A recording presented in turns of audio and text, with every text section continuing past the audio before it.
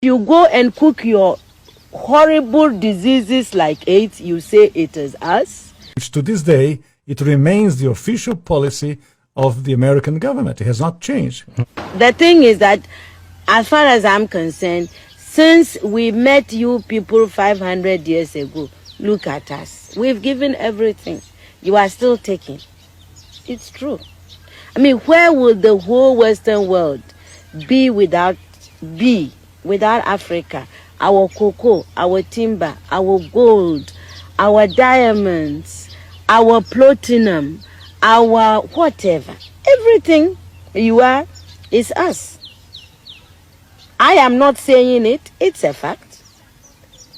And in return for all of this, what have we got? Nothing. Anti-personnel indoctrination against ourselves.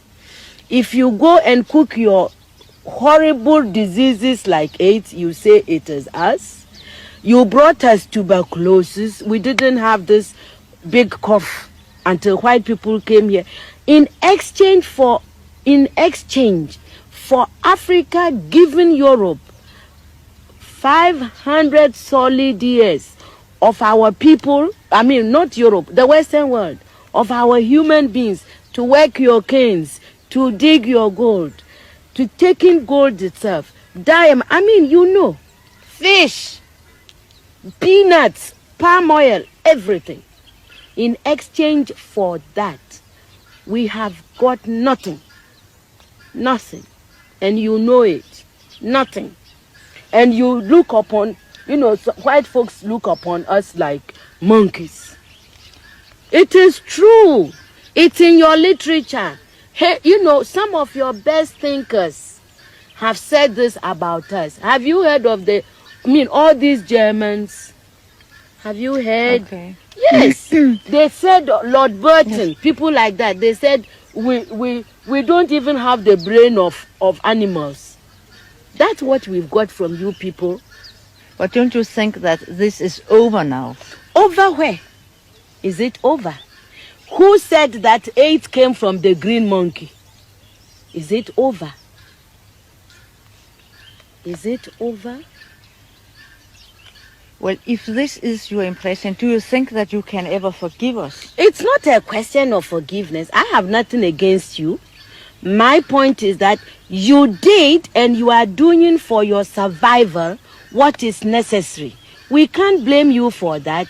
The fact that we didn't do enough for our own survival and we are still not doing enough for our survival, that is not your problem. You know, even everybody that God has created has a sense of survival. You know, and if we don't develop it, we can't blame white people. You came here because you needed these things. You took gunpowder from the Chinese. You needed them to shoot people. Do you consider AIDS as a new form of colonization? Of course. Why? That's why.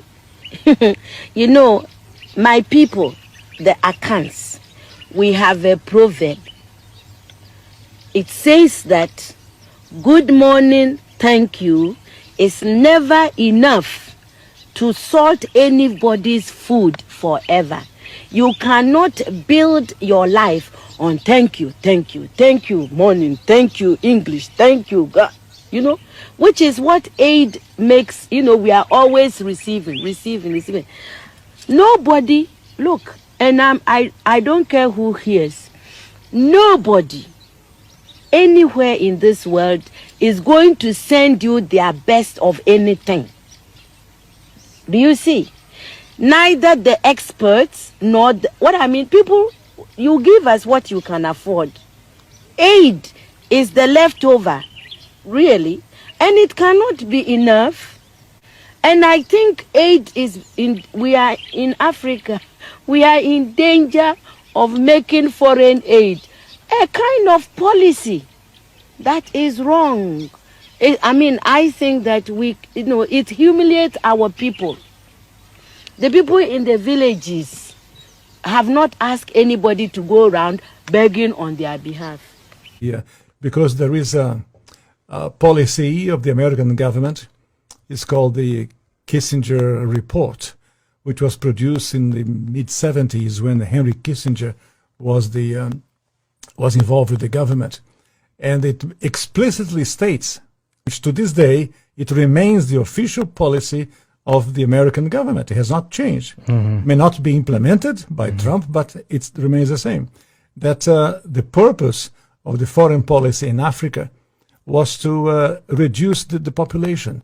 So to give aid to countries in Africa, not clean water and schooling and things like that, but contraception and abortion, in order to shrink the population of Africa, because they have great mineral resources there. That sounds diabolical. It is, yes. That sounds like something conceived in the mind of Margaret Sanger. Yeah, definitely.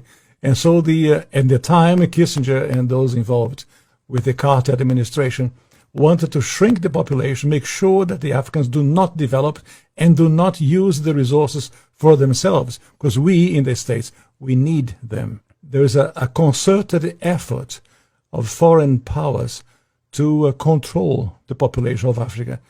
Africa is a huge continent, could feed thousands more people, but the policies of the West, especially in Europe. For example, between 1990 and the year 2000, the United States, Canada, and Europe contributed about $6 billion in contraceptives, not to help the people, not to give clean water, clean food. That is not to fight malaria, for example. No, of course, perish the thought. Never let them die. That's the whole idea. So, in our work in HLI, we denounced this reality to make the Africans aware that they have to defend themselves against the influence of foreign powers. Is it just the United States, or do you believe that China is also playing a role in jockeying for the resources of Africa? China is playing a major role because China is buying property in Africa. For example, in Mozambique, which is a Portuguese-speaking language country, when Portugal was in charge of Mozambique, they used to export rice.